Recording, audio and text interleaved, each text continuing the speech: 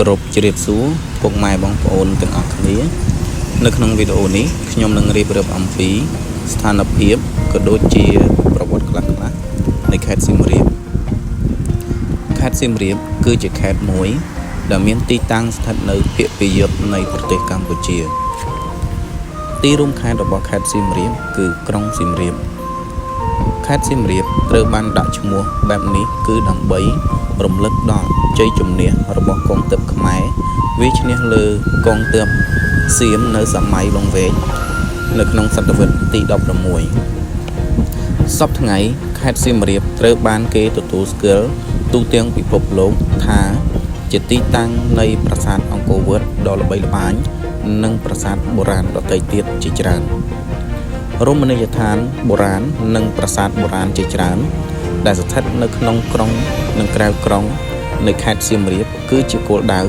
ទេសចរដ៏សំខាន់សម្រាប់ឲ្យភ្ញៀវទេសចរមកពីគ្រប់ទិសទីទស្សនានិងសិក្សាស្វែងយល់អំពីវប្បធម៌អរិយធម៌និងសង្គមធម៌របស់ខ្មែរតំបន់អង្គរត្រូវបានរងនៅការលុបលុយជាច្រើនដងពីភូមិសៀមហើយទីបំផុតរាជធានីអង្គរត្រូវបានបោះបង់ចោលនៅក្នុងឆ្នាំ1431គូរំលឹកផងដែរថារាជធានីរបស់ប្រទេសកម្ពុជាត្រូវបានប្តូរពីរាជធានីអង្គរទៅរាជធានីចតុមុខនៅឆ្នាំ1432រួចបន្តទៅរាជធានីលង្វែកនិងរាជធានីឧដុង្គហើយត្រឡប់ទៅរាជធានីចតុមុខវិញនៅក្នុងឆ្នាំ1866ជនបរទេសដែលបានមកដល់ប្រាសាទអង្គរវត្តមុនគេគឺអ្នករុករកជនជាតិបារាំងលោកហង់រីមូហូតនៅក្នុងឆ្នាំ1860តំបន់សៀមរាបអង្គរគឺជាគោលដៅចម្បងសម្រាប់ភ្ញៀវទេសចរទូទាំងពិភពលោកហើយក៏ជាតំបន់ដែលសម្បូរទៅដោយសំណង់ប្រាសាទបុរាណតូចធំជាច្រើនអនេកដែលជាទីស្ថានរបស់ពពួកអាទិទេពទាំងឡាយទាំងពួងផងដែរខេត្តសៀមរាបគឺជាខេត្តធំទី10នៅក្នុងប្រទេសកម្ពុជាចំនួនប្រជាជននៅក្នុងខេត្តនេះកើនឡើងដល់ខ្ទង់លាននាក់ហើយជាប់ចំណាត់ថ្នាក់ជាខេត្តដែលមានប្រជាជនច្រើនជាងគេបំផុត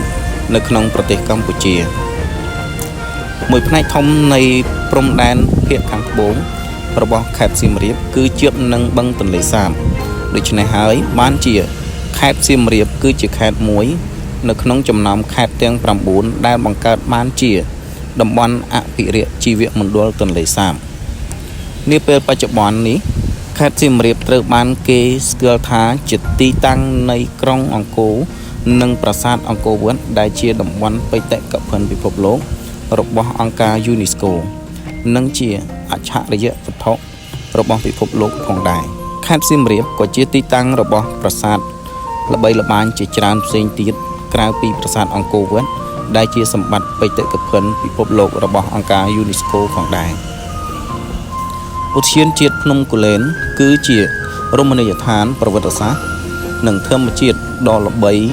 ល្បាញមួយដែលជាទីនិយមសម្រាប់ភ្ញៀវទេសចរជាតិនិងអន្តរជាតិទៅទស្សនាកម្សាន្តនិងជាទីតាំងនៃព្រះពុទ្ធរូបដ៏ធំរបស់ប្រទេសកម្ពុជាផងដែរសូមអរគុណពុកម៉ែបងប្អូនទាំងអស់គ្នាដែលបានទស្សនាវីដេអូនេះដល់ចប់